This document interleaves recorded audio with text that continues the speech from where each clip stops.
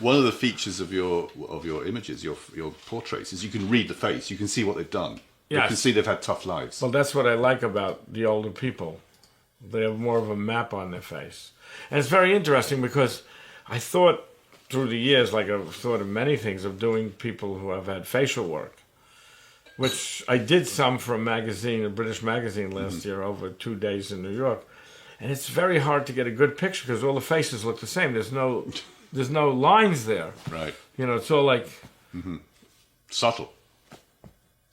So I want to just pick up on the last thing.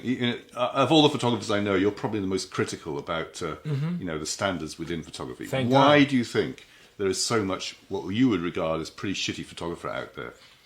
Well, look, we've discussed this, and you know how I feel, and you also know that I've also said to you there may not be more bad photography now than there is years ago, because if you look back and you look at a lot of people, and I'm not going to mention names who were quite well known, some of them aren't very good photographers on the scale of good photography. Okay, we're not talking about some amateur who takes a picture once a week. But I think now, and people can disagree with me. I say this, I've discussed it with my assistant, other young people, okay, who are photographers and, who are smart. I think a lot of young people now don't know the history of photography. So they'll do a subject and they'll say, wow, this is really great. But they don't realize that someone did something very similar to this 20, 30 years ago.